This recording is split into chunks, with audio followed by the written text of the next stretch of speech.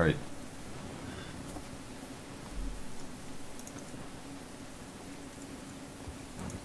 Hey, little everybody, this is Purge, and here, guys, welcome to a game from the defense. I'm here with Blitz. How are you doing, man? Pretty good. And we're going to be watching EG versus PANZER, which is very exciting to see. Very curious stand-ins, though. We have Melk and Lacoste playing for EG, and apparently this is the entire dire team of PANZER, including Croquet as a stand-in. Alex, their captain, Leaf, I don't know who the third player is, but KKY I have seen before, as well as PAS. And I know they're a very excellent team, so I'm very curious to see how this ends up going. Yeah, with stand-ins, it's kind of hard to tell. Like, if EG had their full roster, I would give them the slight upper hand, but as it stands, it's a toss-up. Yeah, that's definitely, I would agree with that. It's going to be very interesting. We're actually already burned through 30 seconds of time here. Kind of curious. And finally going to see Night Stalker. It seems to be that the top tier teams, they always save that first 30 seconds, or the first 40 seconds every time to pick, no matter what. And as soon as they dip into bonus time, they immediately pick. That's what it seems like, for me at least. And that's a good plan, though. I mean, why waste time that you have? Yeah, I mean, there's no downside. They're probably just thinking, okay, well, we have first pick. Let's see, like, what direction we want to take and who we want to try to get first. And and we will see an anti-mage banned from EG. Not too surprising.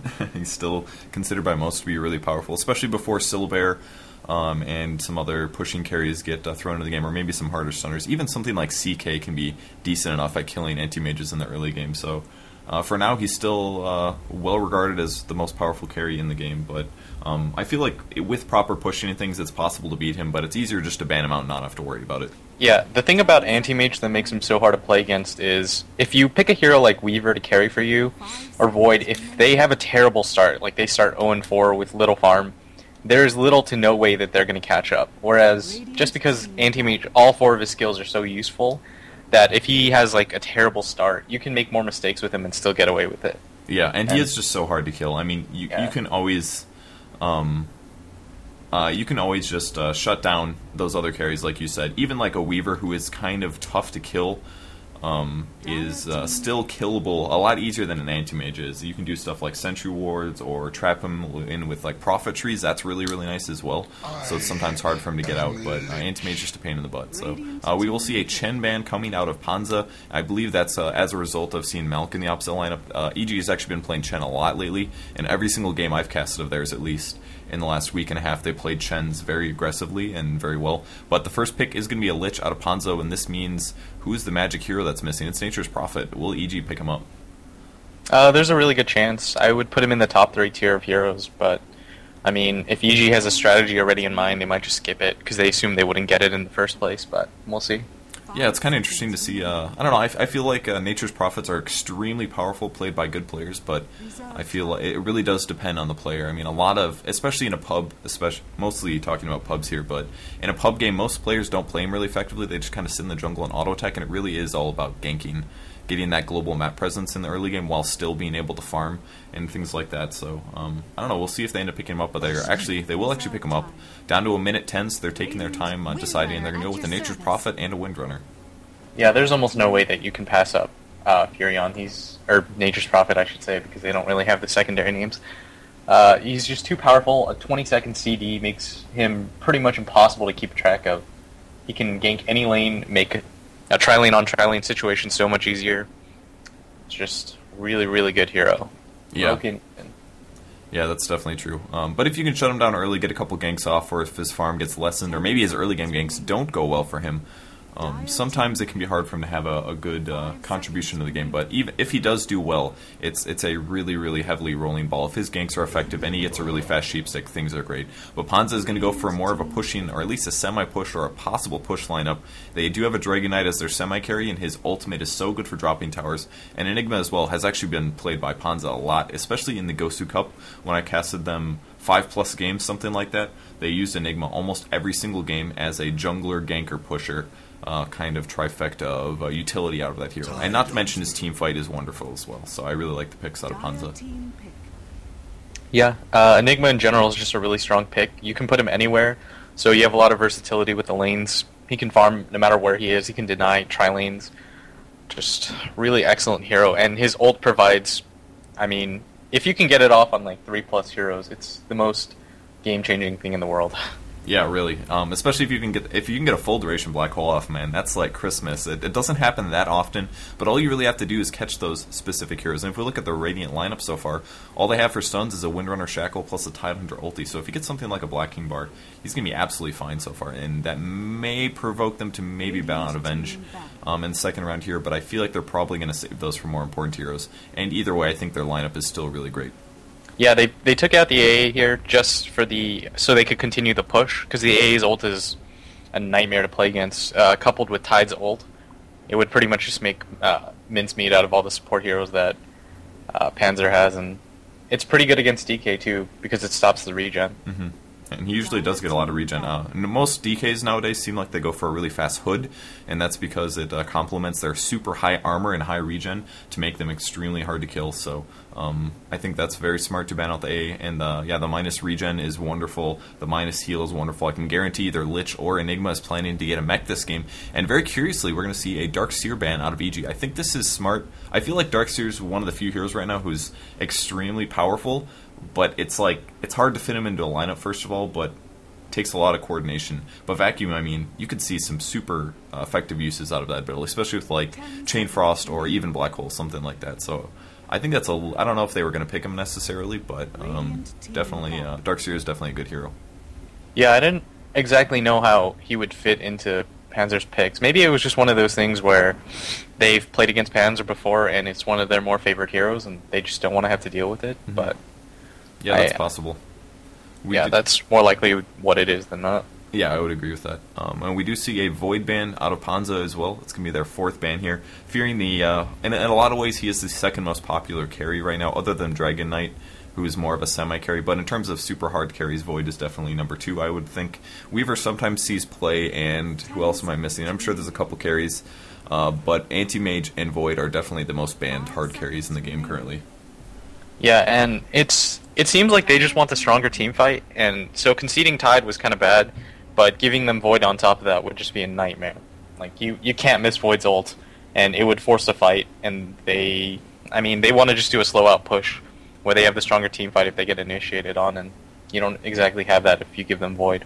Yeah, that's true. His ulti can be extremely game-breaking. If you use it correctly, it is pretty much a 4-second disable. And curiously, we're going to see a Riki pickup by Panzer. We have seen occasional Riki play at the professional level, but not very, very often. And usually used to counter a hero like Anti-Mage, but his smoke, if used appropriately, is extremely good. That AoE silence man, the mist, the slow, it's all... Does it do slow? I don't think... No, it doesn't do... What, the smoke? Does Cloud do slow? I can't remember that. It does initial slow, I think, and then it stops. Okay, something like that. Yeah, I could have swore it had slow in it, but yeah, mostly silence. That is a nice part, and the miss percentage is always useful as well. And going to see a Venomancer ban out of EG, which is very smart because they are looking for possibly one other carry, one other support who can also have some kind of pushing lineup. So instead, they're going to just have Dragon Knight and Enigma. We'll see if they get an Enchantress or something like that. But I don't know, that's a possibility, but we'll see. And finally, a Slardar pick out of EG as well. Yeah, just a basic counter pick against Riki more than anything. Mm-hmm. It doesn't... they have some synergy with the negative armor with Tide as well, so... Yeah. It's not too bad, and it works well against DK too. Yeah, exactly. That's what I was going to say too. The big minus armor shuts down his armor a little bit more, and it's going to make it a little easier for heroes like Windrunner or Nature's Prophet especially to use their big base damage, once Windrunner has phase boots of course, using their big damage to just slowly work down the Dragon Knight. He might have to pick up maybe a Vanguard or something even to try to prevent some of that physical damage going through. Once they get that Slardar ulti, man, it's really rough. You go down so much faster with that amp damage on you. Yeah, the benefit of having a Riki is positionally you'll always be on top because you can move around so much if you're not careful, and he could be behind you at any moment. But Slardar largely negates that because what Riki does well is he comes in and out of fights and just picks his spots. But if he gets Slardar ulted here, then he really doesn't have that luxury. Yeah, he's a pretty mediocre hero all around. Honestly, if he didn't have smoke, I would really feel like it's like his one ability that makes him really effective, in my opinion. Permanent invisibility is really good on a pub level, of course, but at a professional level, usually players have their sentry wards or the dust ready, so ganks on him are not that difficult. and he is going to need a very safe farming environment for a while in the game, and most importantly, man, he does have to worry about that amp damage, so we'll see if EG can use the Slardar effectively. I feel like maybe PANZER should have waited till their last pick to pick up Ricky so that they couldn't get a Slardar counter pick as easily. You know, maybe they would have already picked another farm-dependent hero, and Slardar wouldn't have worked out for their last pick or something. Yeah, I totally agree. Spot on reasoning, man. Sorry, that sounded sarcastic, but the way I it's just fine. The way I thought. Yeah, I mean, if they had done that, then EG would be kind of pigeonholed because they would have their fourth hero, and maybe picking something like Slardar would kind of throw them off, and they would be forced to take somebody else. But as it stands, you know, they have the second pick, so it's a lot easier to counterpick. So maybe they just were like, all right, let's get it out of the way, take SA, and yeah, maybe they just didn't know who they wanted for their fifth hero yet either. But they did pick up a Batrider here, and I think that's pretty smart. Batrider against heroes that usually get BKB, such as Slardar, is always really nice, and not to mention he does provide a very good laning environment. Most often we see Batriders soloing against Windrunner. That seems to be like a very, very stable matchup that everybody is fine doing. It's pretty even. It comes down to whether or not Windrunner can land those power shots mostly. If she can keep the Batrider's HP down, it's scary for him to dive, and then it kind of negates their ability to kill one another. So yeah, the worst thing about laning against Bat is he seems like I don't know if this is just me, but the churning radius, it just seems so stupid in this game. Like, one level is sticky. If it hits you, it's impossible to move left to right. Really? Yeah, I mean, you can watch it. I don't know how many games of Bat you've seen, but it's the most annoying thing in the world. Well, I know what happened in Dota 1. I've been there. Like, for example, I was playing Venomancer one game, and I had sticky napalms on me, and I would try to turn and gale him, but I wasn't used to the delay, so it ended up getting me killed, something like that. Yeah, it can be very frustrating. It seems like it's like 10 times worse, though, in Dota 2. Huh. I don't know if it's just me. And it makes CSing even just a nightmare. Like, I know the way that most pros like to CS is they like to move around the lane and get closer to the creeps and stuff, but when you have a hero like Batrider, you have to be so much more aware of where you are and where you're facing. Yeah, we'll see how that ends up impacting the game. And the final pick is going to be a Shadow Shaman out of EG, which is pretty interesting. This looks like they're going to have to jungle at the Nature's Prophet now, most likely, because they do only have one, unless they end up playing a support Shadow Shaman, which we do actually see them doing very often. Last game I saw EG play, they did a hard carry in the mid lane with support from a Shadow Shaman, and it worked out very nice. They got a couple first ganks off, and it definitely solidified their place effectively. Right, I'm going to go over the EG players here. Playmate will be playing the Shadow Shaman. Misery is on the Windrunner. Lacoste is going to be playing the Tidehunter. Melk is going to be playing Nature's Prophet. And finally, Fear is going to be playing the Slardar. Alright, so we have Pass playing Batrider. I think that's Safa playing Enigma. Kuroki, of course, or Kurokai playing Stealth Assassin. Leaf playing Dragon Knight. And Alex playing Lich. And it looks like they're going straight to their lanes here.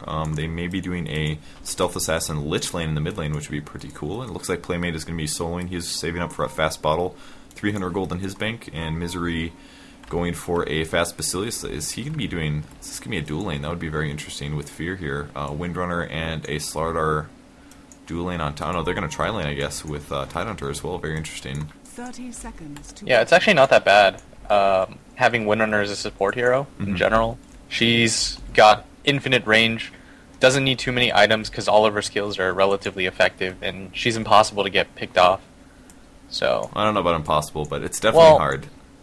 Yeah, but I mean, Panzer doesn't really have the heroes to do it, especially up until maybe level 3, and I'm pretty sure EG is positive that they're not going to try lane, so they feel comfortable putting her up there. Yeah, you're definitely right about that. They don't have very good ganking heroes. It looks like Safa playing Enigma might be doing a jungling, and looks like they Dark Ritualed one from bot and Enigma on the mid lane, so kind of interesting. It looks like he's going to go into the jungle, but you're right, it's going to be hard to gank Windrunner until Malefice hits at least level 2 probably, and even then, a Malefice plus a Dragon Knight Dragon Tail is probably not going to be enough to kill the Windrunner, and looks like Slardar and Tidehunter are going to be roaming towards the mid lane. It's going to be the first gank coming in, but did the Eidolon scout it?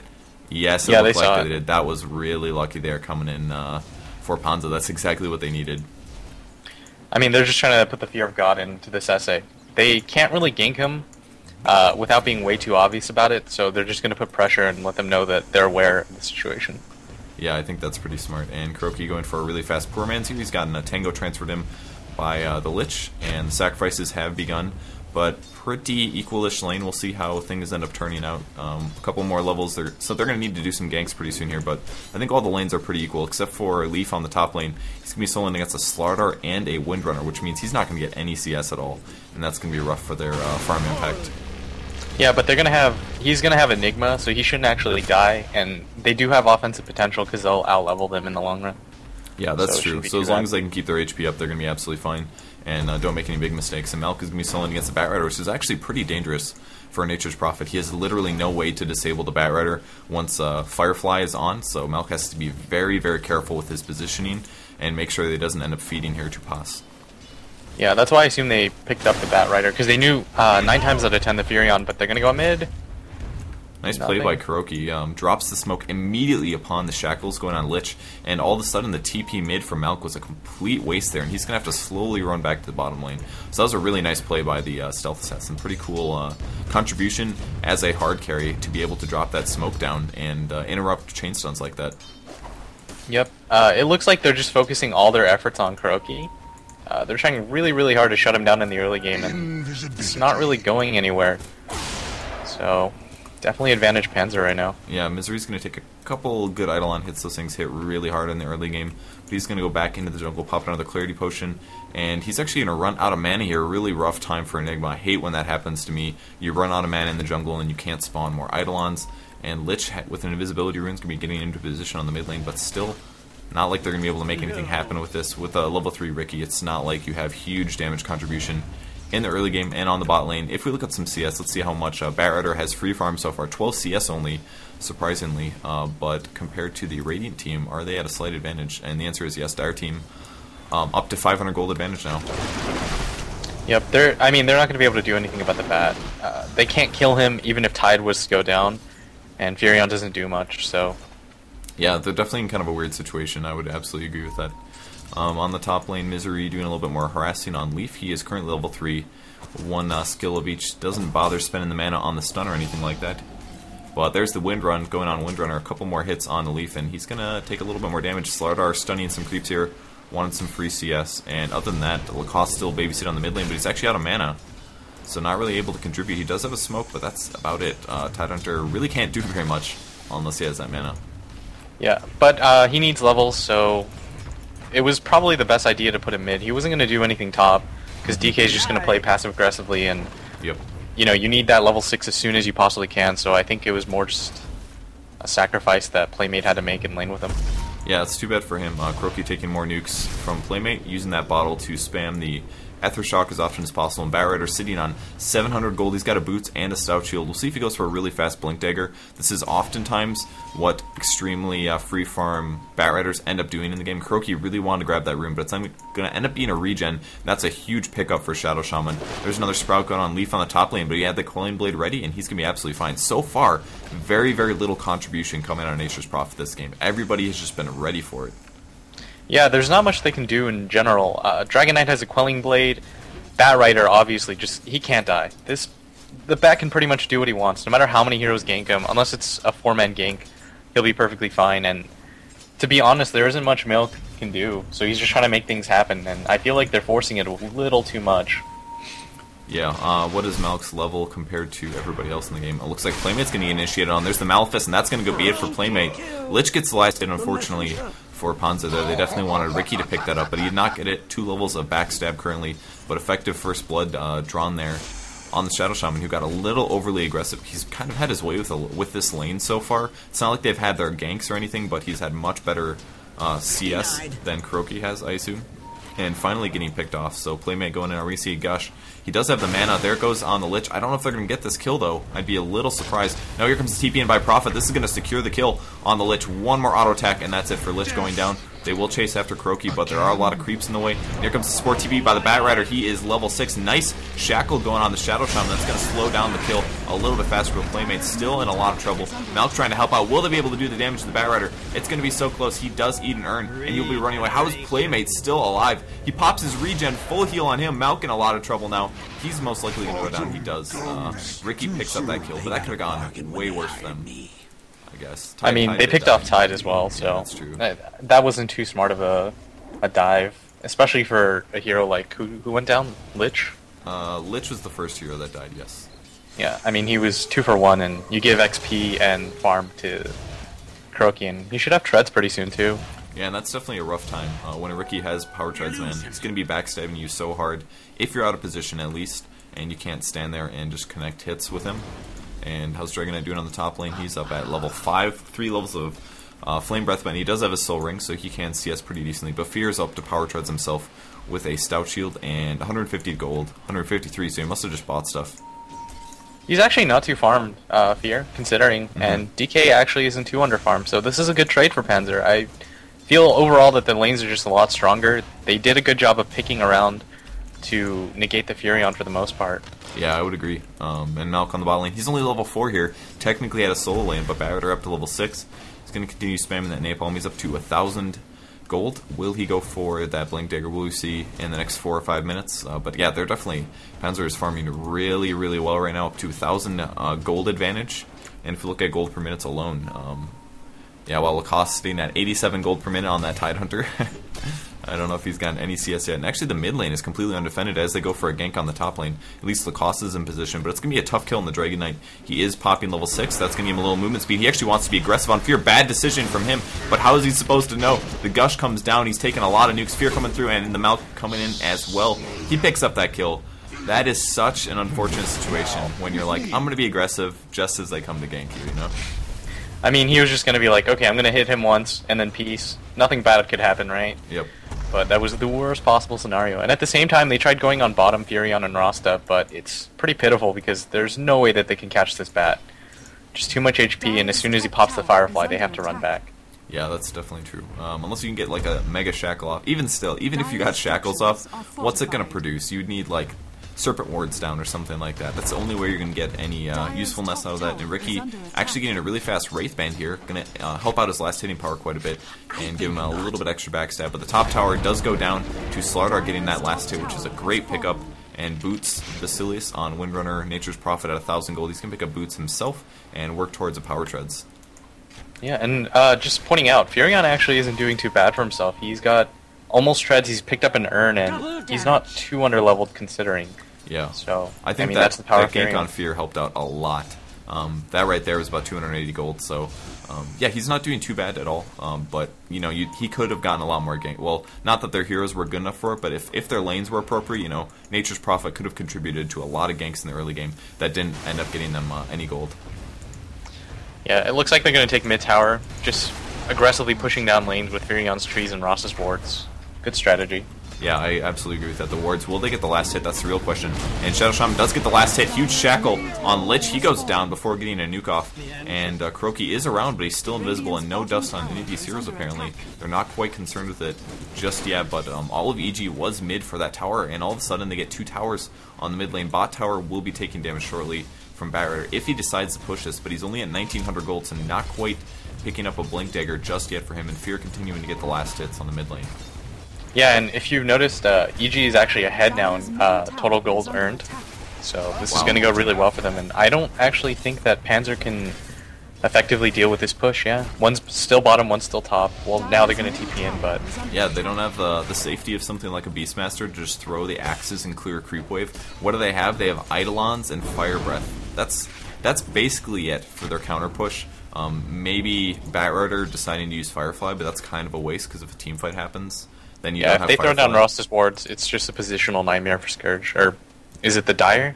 Yeah, Dire and Radiant. I know, it's hard. It takes a long time to get used to it. Yeah, I still don't call it that. I don't know if you know Lothar's was changed to Shadowblade or whatever? Yeah. I can't get used to that at all. Half the time I call it Lothar's, half the time I call it Shadowblade. Are those the only things that have been changed? The names? Daedalus instead of Bruiza, Do Kianon. Oh yeah, okay. But I like that. I like that name better, so I'm cool with that one. And I'm sure there's a couple more things that... oh yeah, Sheep, or Ginsu Scythe of Ice. Yeah, it's just Scythe, right? Yes, I believe so.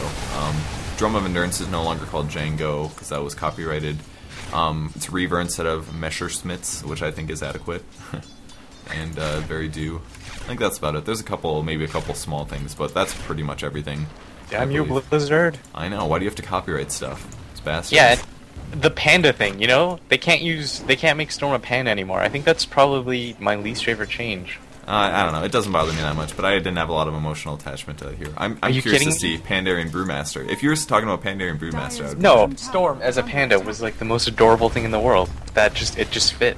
That's cool. Don't have much of an opinion on that hero. That's all. But I understand your rage. If I loved the hero too, I would be pissed. I'm sorry for your loss. Alright, on the top lane, Fear is defending. He's about to get a Vanguard. Gonna pick up a Vitality Booster as soon as he gets the side shot, but he's just holding off this push. And EG picks up a 3rd tower, so now they have a 3-tower advantage. You know, if Panzer was able to defend those towers, they would still be sitting at a 1k advantage, but they're actually at a 2k disadvantage now. And it's climbing pretty rapidly here, with every tower they pick off. Yeah, and it's not... Oh my god, they're gonna go on top. Run, Leaf. Milk will get stunned there by Leaf, and he's going to pop his Dragon Form, which gives him a 25 movement speed. Yes, just enough to stay out of range. Still no haste from Starter. Apparently was on cooldown. He used it somewhere else, and unaffected gank by EG, but who cares, man? They're still at a tower advantage. All of their towers are at basically full HP, virtually full HP, and here comes a chase on Leaf, but still no disables coming off. Enigma wants some nukes, and there's the Maleficent on the Tidehunter. He does pop the ulti immediately. Such a perfect ulti, and wow, the Batrider will get nuked down. He's going to end up dying there. Chain Frost going to clear out the Tidehunter. Nature's Prophet will survive Playmate in a lot of trouble as well, and then the other jungle Fear's actually going to get picked off.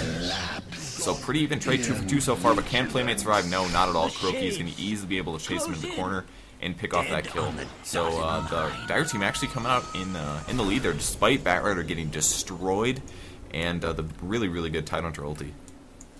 I mean, I don't know if Tidehunter's ulti was actually that great, considering that EG wasn't in a position to make them pay for it, and on top of that, Windrunner wasn't there, so that really, really hurt them. That is true.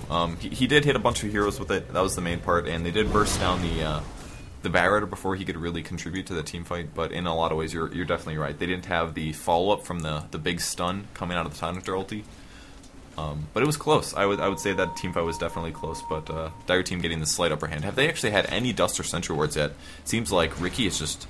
I mean, they tried to gank him in the early game, but past that, we finally have Dust on Windrunner at least. But they maybe could have even gotten Ricky last team fight. You know, he's been very, very careful. I think they were really just relying on Fear's ulti, which I think is a slight mistake. But they finally picked up the Dust, so it shouldn't be as big of a deal anymore. Mm-hmm. And Nature's Prophet actually going for a really fast Necro 3. He's not making treads like we thought he was with that Belt of Giant Strength. He does have the Staff of Wizardry, and I actually really like this play. The reason he's going for that really, really fast Necro 3 is to get that true sight. It's a guaranteed Ricky sighter, once you get to level 3 at least. So I really like that play. Yeah, and it just provides really good pushing power as well, which is what we see EG's going for. They picked a tanky carry like Slaughter. On top of his invis, he's just really, really good at chasing. So if you're out of position, you know, you can just pick somebody off with a sprint and stun. Yeah, that's definitely true. Sometimes this isn't even that necessary to get a Blink Dagger, but oftentimes does give you that really good chain chase. And will Kuroki be getting killed here? Are we going to see the Dust? Does anybody have Dust? He does have Dust. There's the Dust. Here comes the amp damage any second now. There is the smoke, and he's on the high ground now. Batrider comes in, though. He's going to disable Fear. Still no amp damage going on Ricky. And a huge black hole from the Enigma is going to catch a bunch of heroes. Big Shackle Shot goes down, but Fear will be able to pick off the kill with his Slither and Crush. Kuroki in a little bit of trouble now. He does pop his wand. He still goes down. Big nukes coming out of EG. Fear does drop. Now chasing after Batrider. He's going to have a blink in time. Yes, he will blink, and no Shackle on him. He will survive. So big team fight there for EG despite that huge black hole. Yeah, another really great ult by a hero like Enigma, but again, no follow-up. They didn't have Chain Frost up. It was like 4 seconds left on the CD, so I think it was a mistake to engage theirs. I don't know if they had the choice, though. I mean, once Slardar got up on the high ground, he would have amp damaged the Ricky. I don't know if they would have gotten stun follow-up after that, but that was kind of the, you know, that's basically what Batrider was trying to do, was stop that amp damage, and he did do that, but the team fight did go bad. I didn't realize that Lich's ulti was 3 seconds off cooldown. That definitely could have swung things, especially a Chain Frost and a Black Hole, man. That stuff is dangerous.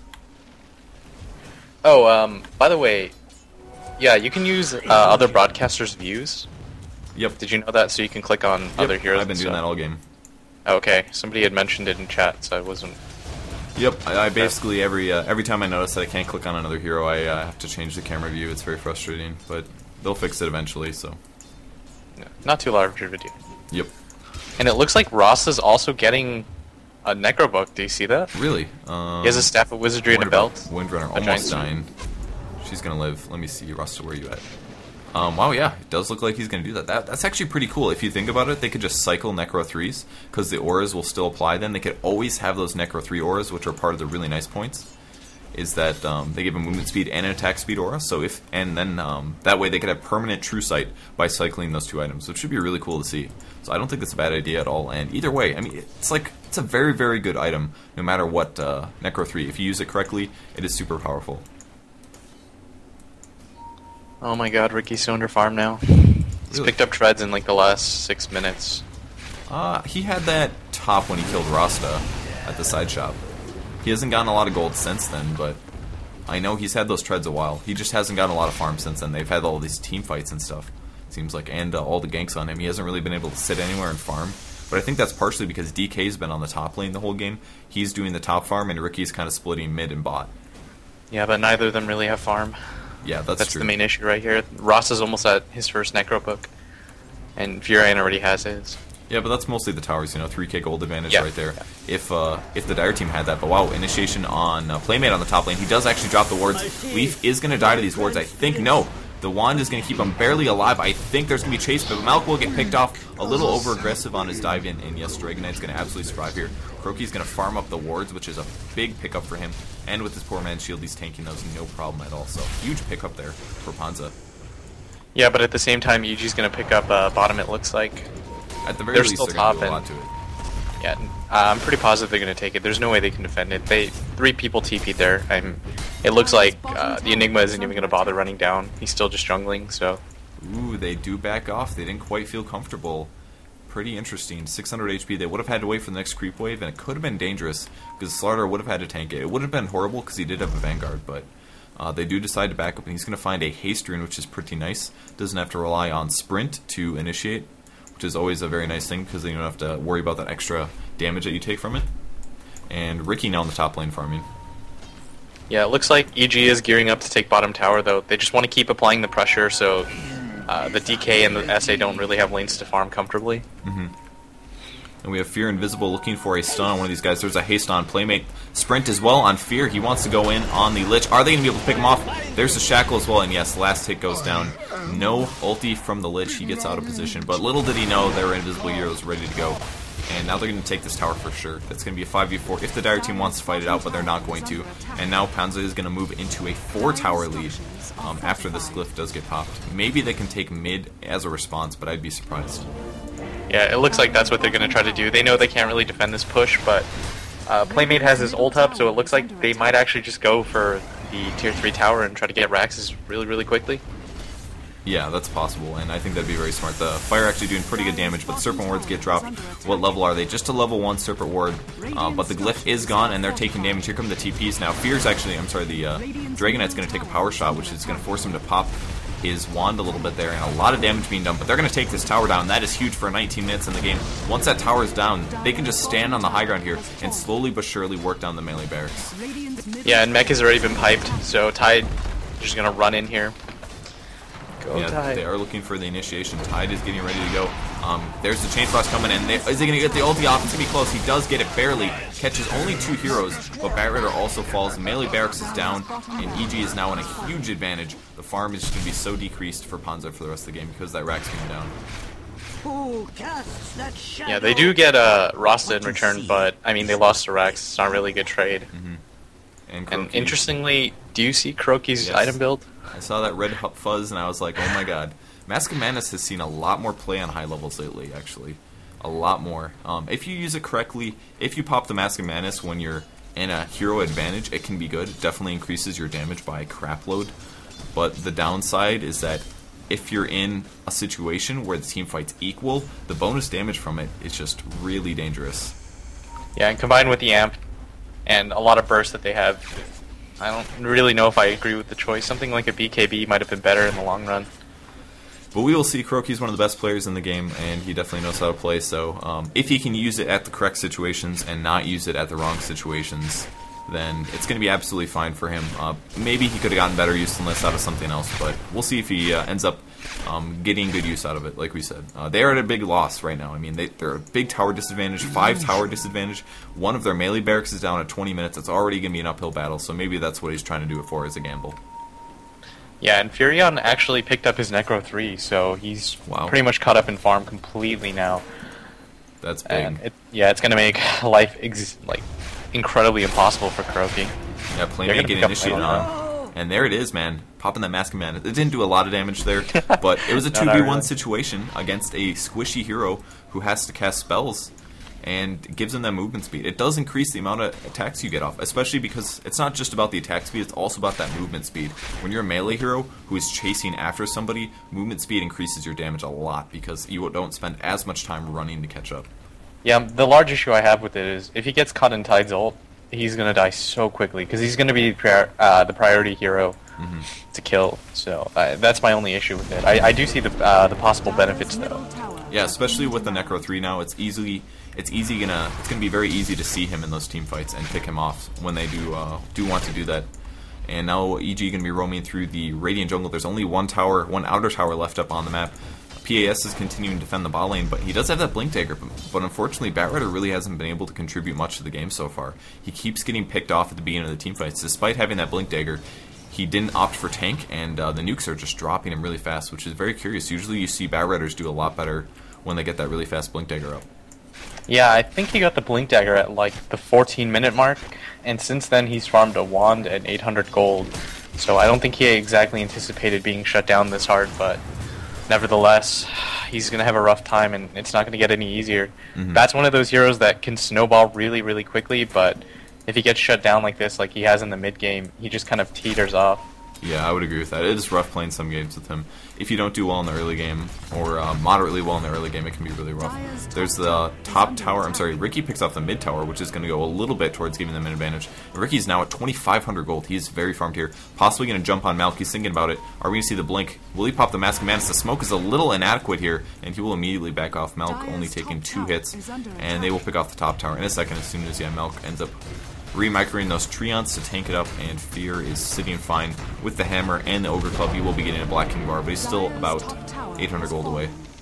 Yeah, they're going to take this Rax, and I'm pretty sure unless Alex gets the nicest Chain Frost in the world, which is going to be really difficult with the Furion trees and the Necro books, it's going to be really difficult for him to get anything of use off. And yeah, that was one really cool thing about EG's pickups there. They let them pick up either Lich or Nature's Prophet, and with Lich they do have those Treants to tank things.